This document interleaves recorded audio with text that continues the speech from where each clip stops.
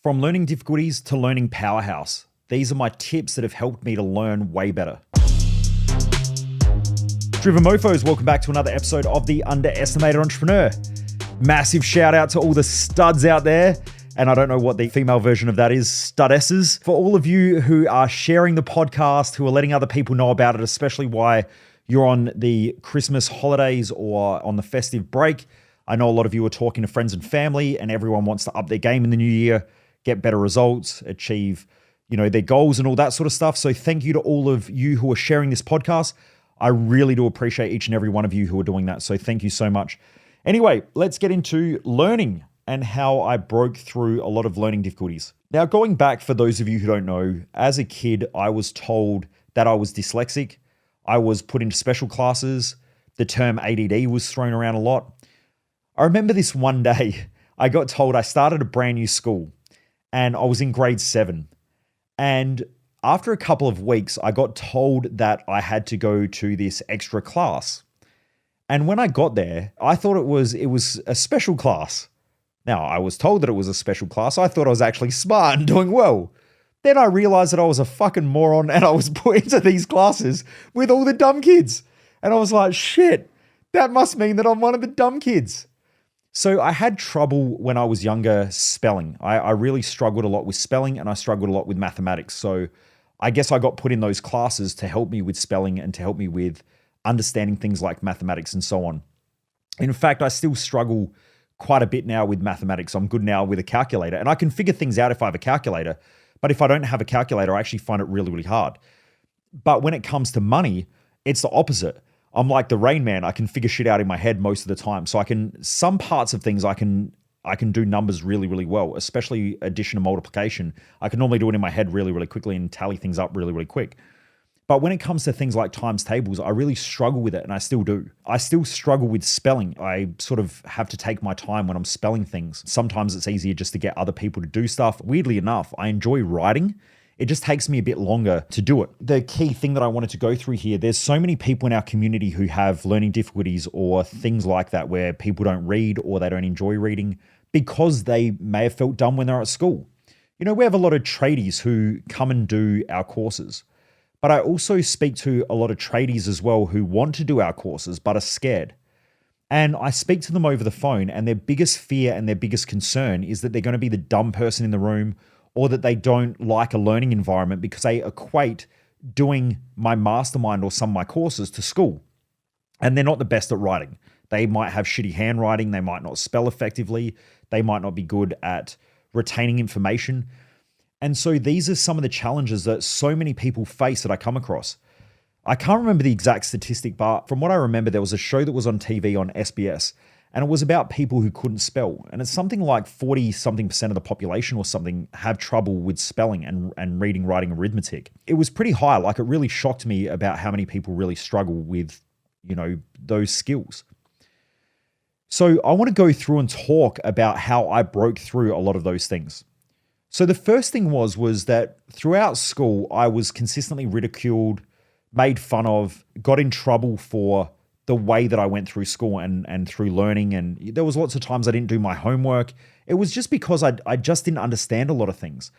Now, some things I was extremely good at. So I was extremely good at biology. I was extremely good at geography. I actually got put into an advanced class in some of the sciences like biological sciences. So I think when I was in grade 9, I was doing a grade 12 science class. But in other classes, I really fucking struggled with. And I'm like that now. There are some things that I'm just super, super fucking good at. But then there are other things where I'm just really bad at, so that's why I hire people around me to do stuff around me. The other thing is that I've never been diagnosed with ADHD, although because of my advanced studies in psychology and in some of the other fields like neuroscience and some of the sciences, I could probably almost guarantee that if I went to a psychiatrist, I know that I would be diagnosed with ADHD. It's pretty obvious based on the way that they assess it.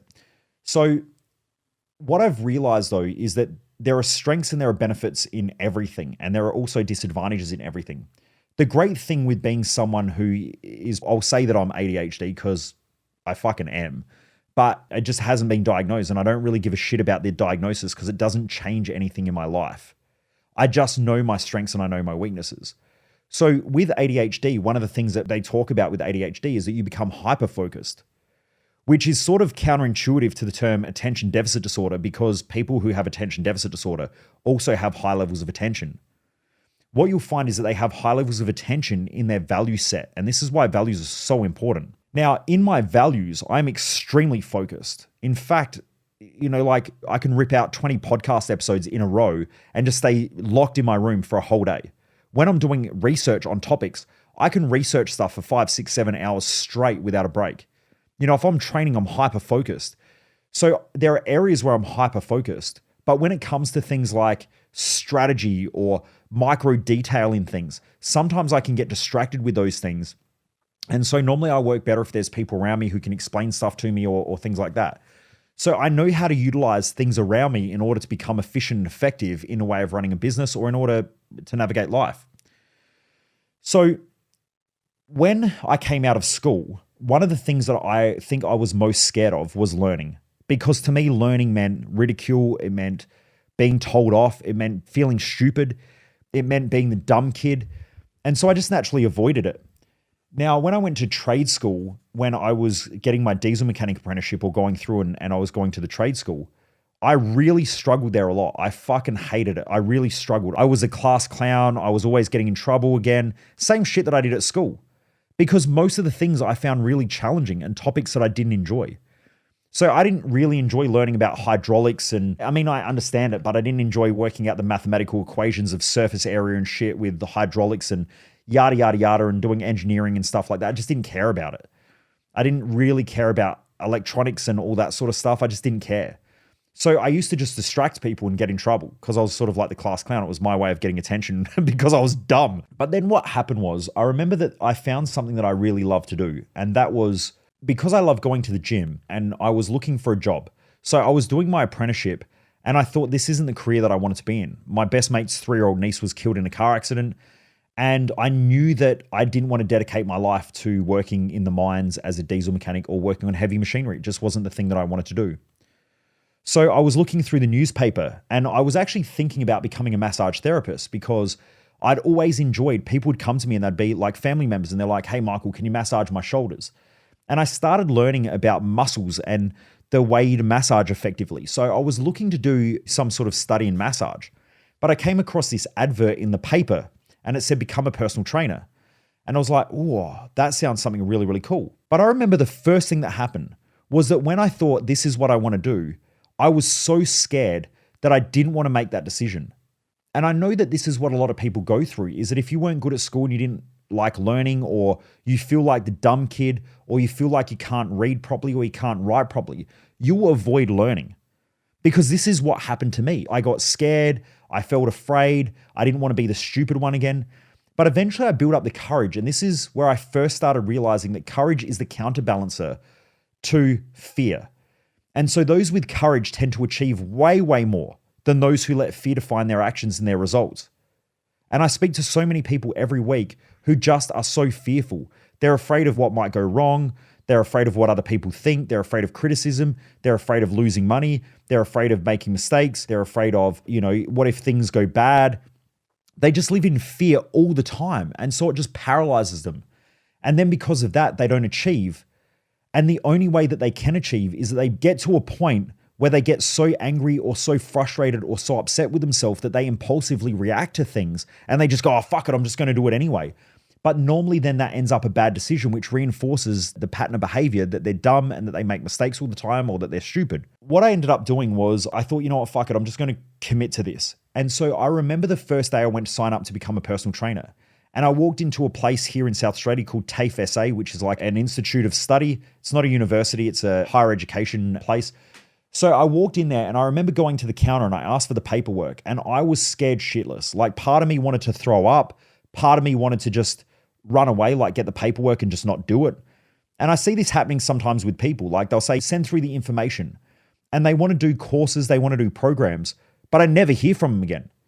Because essentially they have a natural response of either freezing or running away from problems or challenges when they're scared. And so that's what so many people do. In fact, I'm actually talking to someone right now who wants to sign up to a program And I messaged them about an hour and a half ago. They asked for information. I was talking directly to them. They've just gone. I haven't heard back from them once I gave them the price, which is common, right? Most people shit their pants when it comes to taking on challenge. And that's because it's not due to the fear, it's due to their lack of courage, right? Everybody has fears. It's just some people are courageous and they act in spite of fear, whereas other people let the fear define them because they lack courage. So I remember going and just signing up, and I was like, you know what, I'm going to do this. And so I just jumped in and I did the paperwork. Then I remember the first night that I was supposed to go. It's night school.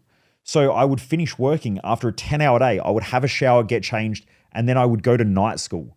And normally it would start at like 6 o'clock at night and it would go until 8 or 9 o'clock at night. So you do a couple of hours a couple of times a week. And I just remember the first night being so scared, so afraid, so worried about, who's in the room, who's not in the room.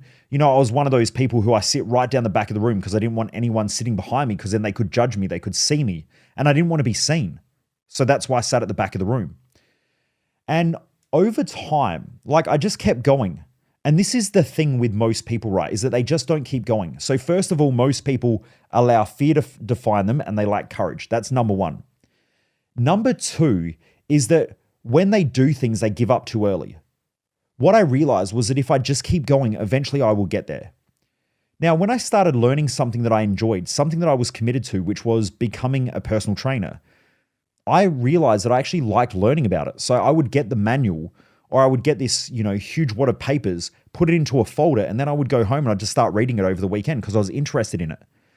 And what I found was that the more that I learned, the more that I wanted to learn. And that re-sparked my want and need to learn. And the truth is that everyone loves learning. Everyone does. Because as a kid, you loved learning. But you may have fallen out of love with learning because of the school system, because of university, because of TAFE, because of doing a qualification. You may have fallen out of love with learning.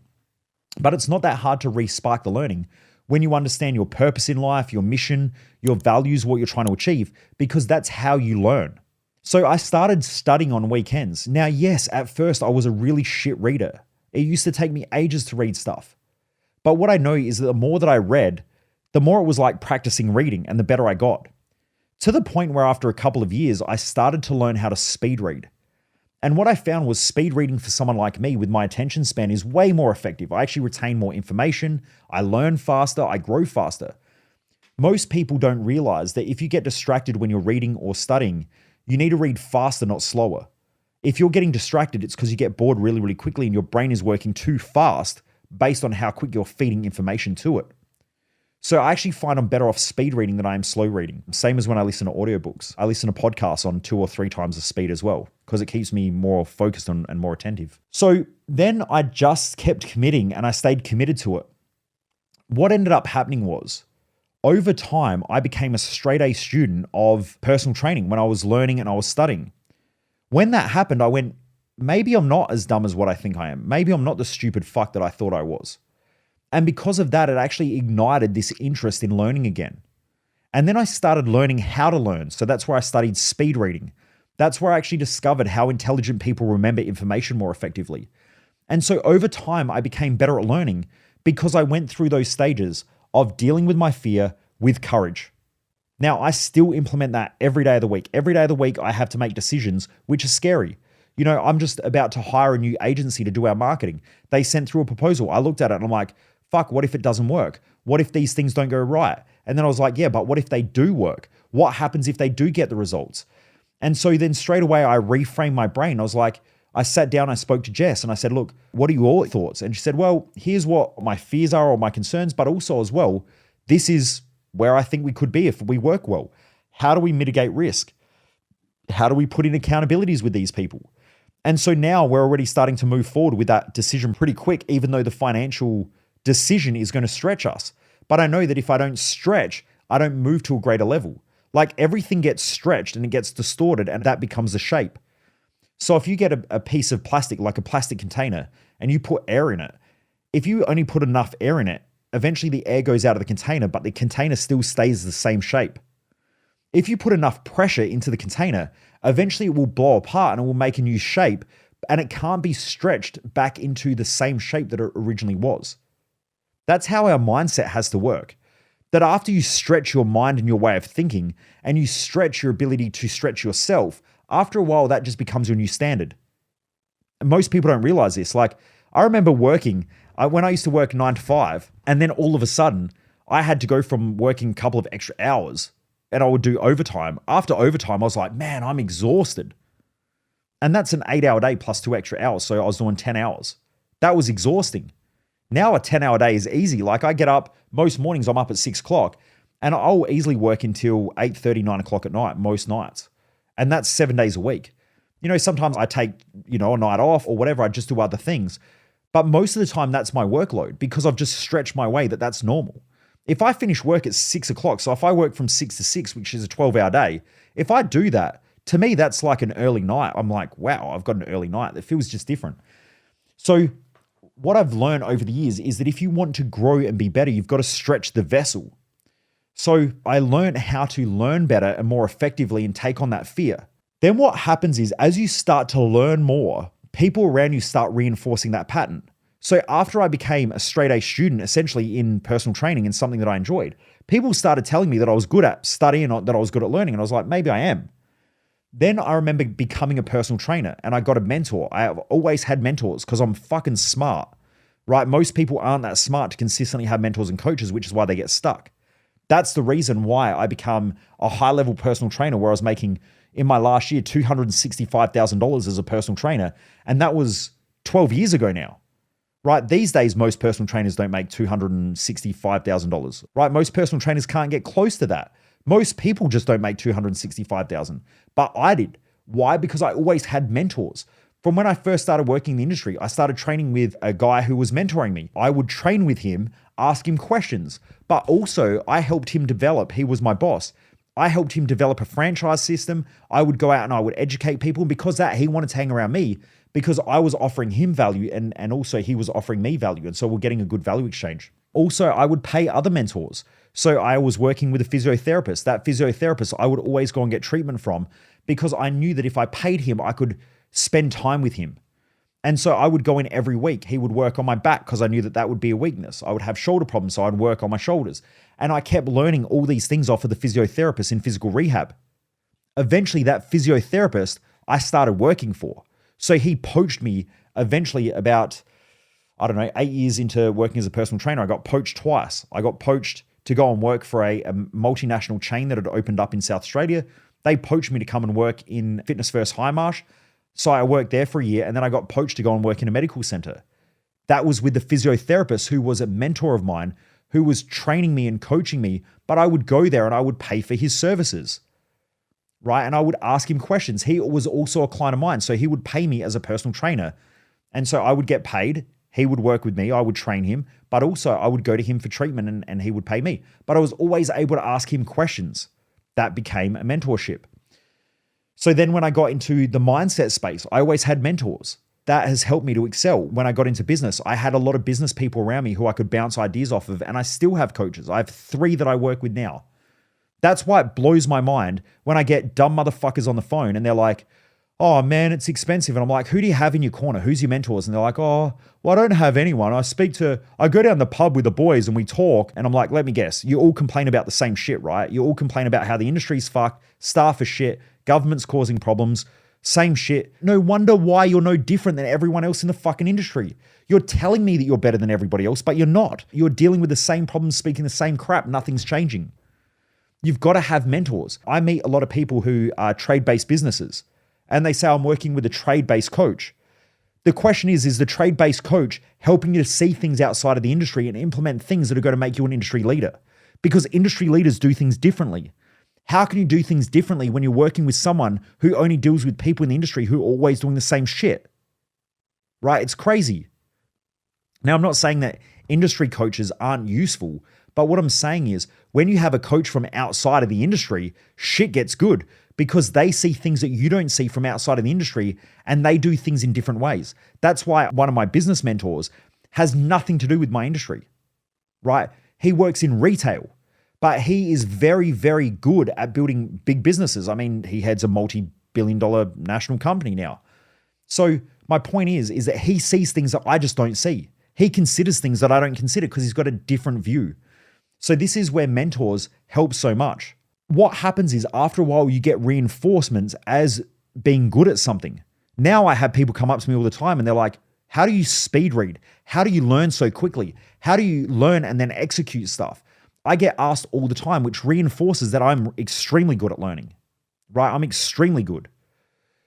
But that didn't just happen overnight.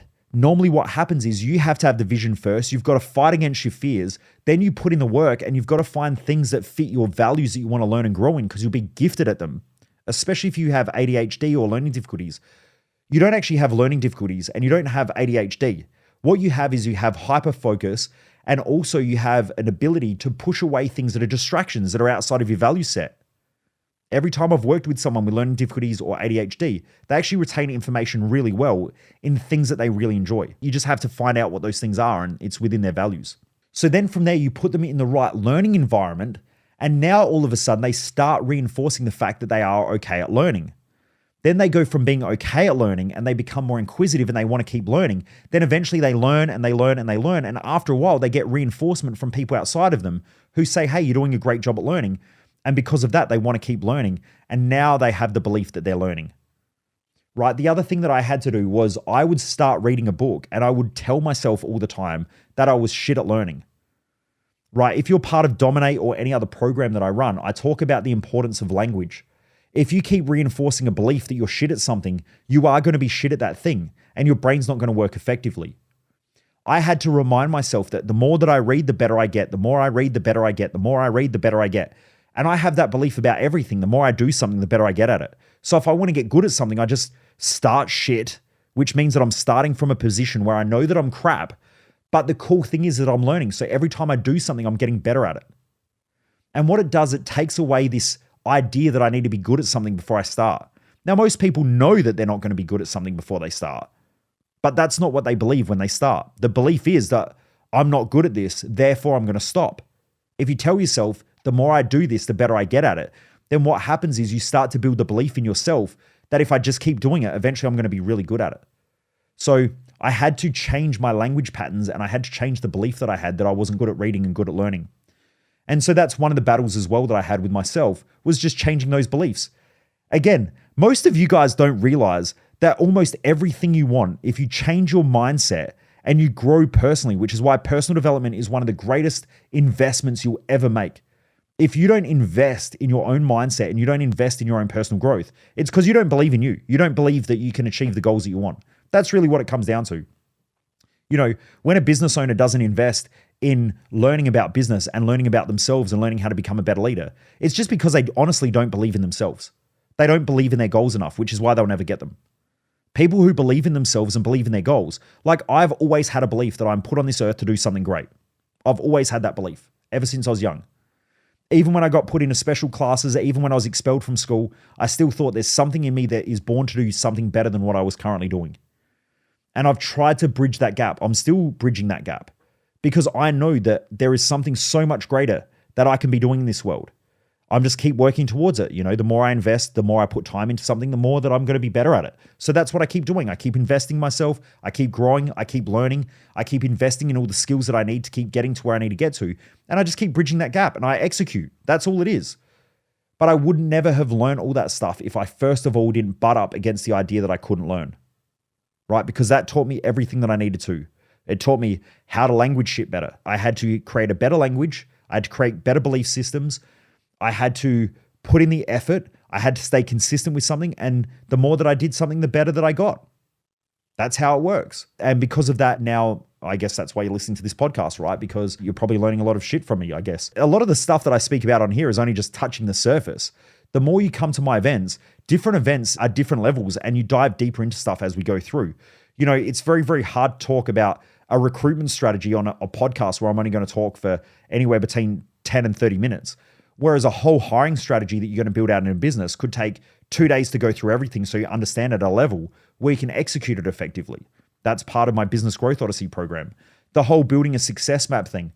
I can talk about bits and pieces on here, but when I spend half a day going through value structures and how it impacts your life, everything from family to intimate relationships to communication with others to fear of judgment and criticism to self-sabotage, all of that has to do with values. So if you don't get your values right, you're going to have the fear of criticism, the fear of judgment. You're going to be worried about shit all the time. You're never going to live up to your own potential. You're going to doubt yourself a lot. You're going to have external criticism. There's going to be a lot of self-sabotage patterns and self-destructive behaviors. All of that shit happens because you're unclear on your values. I can't talk about that in a 20-minute podcast, but it takes me half a day to go through that stuff in Thrive Time at a level where you understand it. Then you come to Business Odyssey, and I talk about the importance of value structures and value systems in a business. It's probably one of the most important things that you will do, because every person you hire has a unique set of values. And if you don't understand those things, you're probably going to hire the wrong people. Okay. And if you don't have clear values of an organization, then you've got an ineffective culture. I was talking to someone yesterday, and straight away they were talking to me. They were on our Dominate program and they had to manage staff, and the staff were ineffective. And I said, that's because the business values, the business that you work for, their values are not clear or they are incorrect based on the culture. And because of that, you've got culture problems. Because of that, you're going to have ineffective staff, full stop. I wouldn't have learned this if I didn't butt up against all of those things with learning. So for anyone out there who thinks that they're dumb or thinks that they can't learn or thinks that they can't read, I guarantee you can. You just have to go through the process of learning how to do that stuff effectively, right? You probably were a good reader at some point. It's probably got fucked up somewhere because of the school system or because of what was happening in your home life. Maybe you got judged. Maybe you got criticized. Maybe you got put down. Maybe you felt like you weren't as smart as some of the other kids around you. And then you just shut down. That's a freeze response, right? Remember, in fear, we have the flight, fight, and freeze response. Sometimes we attack things or we face things head on. Sometimes we freeze and don't do anything and we're indecisive and we just shut down. And other times we run away from shit. Normally, when you're stuck at a place where you don't want to grow or you're stuck, that's a freeze response. Or you might be running away from things. So you're just avoiding reading or you're avoiding doing stuff to help you to grow. Driven Mofos, I hope you've enjoyed this episode. Remember, keep your standards high. Sharing's caring. Remember to share these episodes. Hit me up on social media as well. Let me know if you're loving these episodes. I'd love for you to touch base. Jump on Instagram. My Instagram account is MichaelMojo00. Let me know if you're enjoying these episodes and if they're helping. Anyway, take care. Have a great day. Keep your standards high. Most people waste their life, and I just don't want you to be one of them.